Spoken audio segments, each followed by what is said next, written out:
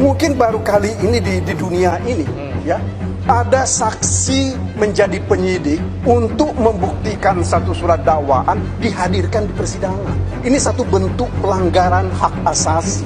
Ini bukan cuma sekedar mengada-ada. Ini mereka secara sengaja merusak sistem hukum di negeri ini.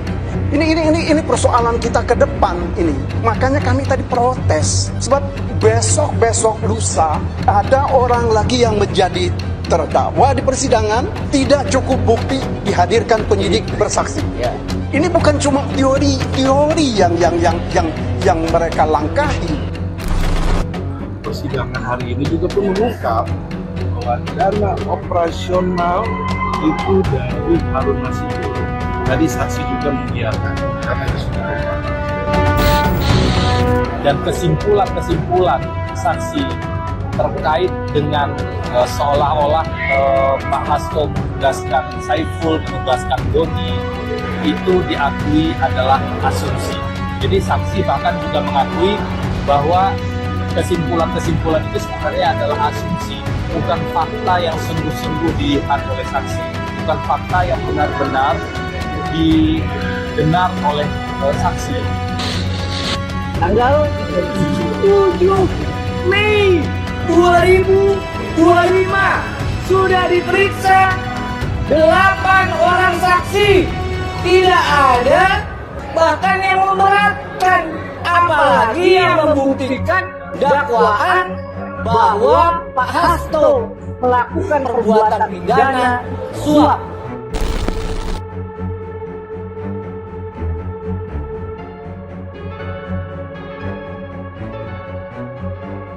Nah, sebenarnya kalau kita lihat dari sini ya, memang tidak ada setidaknya saksi-saksi, bahkan sudah diungkap oleh 8 saksi terkait perintangan penyidikan, terkait suap yang dilakukan oleh Hasto Kristianto. Tidak ada satupun yang setidaknya membuktikan Hasto Kristianto itu terlibat.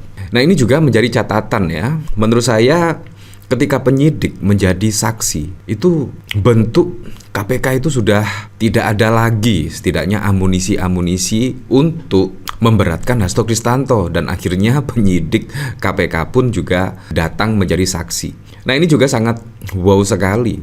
Kenapa sampai penyidik? Terus penyidik KPK berarti tidak ada di kantor dong. Ini juga menurut saya sangat lucu sekali. Ketika penyidik KPK bisa bekerja sebagaimana mestinya untuk menyidik kasus-kasus yang lainnya, ini malah menjadi saksi. Nah, pastinya juga perlu belajar lagi lah terkait penyidik KPK ini untuk menjadi saksi di persidangan. Ini juga sangat mengejutkan sekali. Dan bahkan ada komentar dari kuasa hukum dari Hasto Kristianto, penyidik jadi saksi bentuk pelanggaran secara sengaja rusak sistem hukum di Indonesia. Nah, seharusnya saksi itu ya yang melihat langsung, mendengar langsung, sehingga masyarakat itu teryakinkan dengan kesaksian tersebut. Tetapi kalau penyidik, menurut saya penyidik itu dengan tingkat ketahuannya, menurut saya itu masih asumsi dan tidak mendengar dan melihat secara langsung, melainkan dari olah perkara dan lain sebagainya. Jadi hanya asumsi kalau menurut saya ya. Tapi sangat lucu sekali ketika penyidik menjadi saksi, karena seharusnya saksi-saksi itu yang mendengar langsung, yang melihat langsung apakah Hasto Kristianto memberikan uang tersebut atau Hasto Kristianto benar-benar menghalangi penyelidikan dari KPK. Nah, ini kan tidak. Ini juga sangat mengada-ngada ya. Semakin hari KPK bukan ditunjukkan kualitas kerjanya untuk menangkap kasus-kasus yang besar seperti halnya korupsi di tubuh BUMN, padahal pada saat lalu itu Erick Thohir sudah mengungkap setidaknya sangat susah sekali untuk menghilangkan kasus korupsi di tubuh BUMN. Ya, seharusnya tunjukkanlah KPK itu benar-benar bekerja untuk melindungi uang rakyat. Ya, khususnya di BUMN misalkan. Seharusnya menunjukkan seperti itu, bukan malah sibuk ngurusi sidang Hasto Kristianto yang kasus suapnya saja tidak sampai 1 miliar. Dan itu juga bukan kerugian negara karena Hasto Kristianto itu bukan pejabat negara dan lain sebagainya, tetapi dikejar terus. Ini juga ada apa yang menjadi pertanyaan serius ya, ada apa Hasto sampai dikejar? Baru terjadi di dunia ini penyidik menjadi saksi dalam persidangan. bukan cuma melanggar teori dan praktek hukum, KPK juga sengaja merusak sistem hukum di Indonesia. Nah, bayangkan kalau misalkan sistem hukum di Indonesia rusak gara-gara penyidik misalkan menjadi saksi.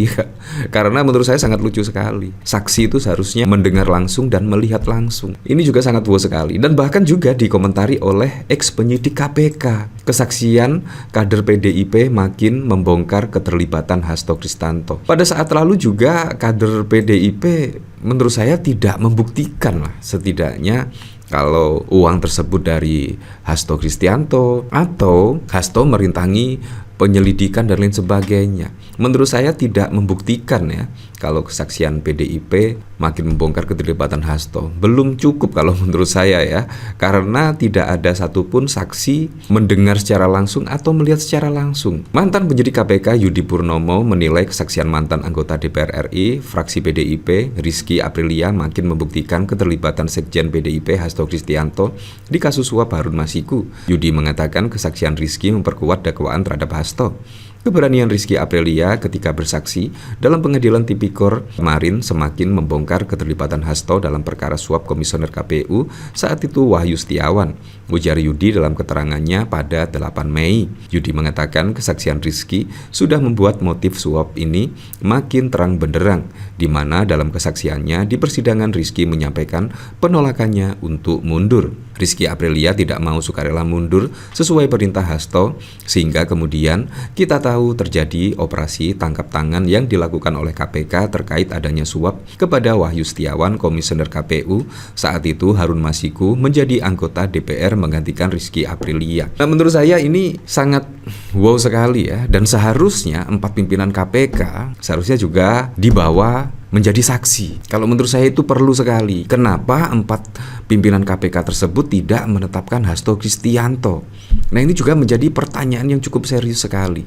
Apakah terkait kasus Hasto ini memang dikriminalisasi? Karena 4 pimpinan KPK pada saat lalu, 4 pimpinan KPK yang berbeda-beda itu bahkan juga tidak menginginkan Hasto Kristianto dijadikan tersangka. Karena apa? Karena aktor intelektualnya seperti Harun Masiku itu masih bebas, belum dimintai keterangan dan lain sebagainya. Nah, ini juga menurut saya juga menyalahi prosedur lah. Seharusnya Harun Masiku ditemukan dulu dan menjadi saksi, dimintai keterangan dan lain sebagainya, sehingga kalau menetapkan Hasto Kristianto sebagai tersangka lewat kesaksian Harun Masiku dan lain sebagainya, menurut saya cukup masuk akal sekali. Menurut saya dari 4 pimpinan KPK yang menyebut Harun Masiku harus ditangkap dulu, lebih baik penyidik fokus menangkap Harun Masiku, menurut saya juga cukup masuk akal sekali. Nah, tetapi memang kita kembalikan lagi ke masyarakat, nilainya seperti apa. Apakah Hasto Kristianto ini dikriminalisasi atau seperti apa?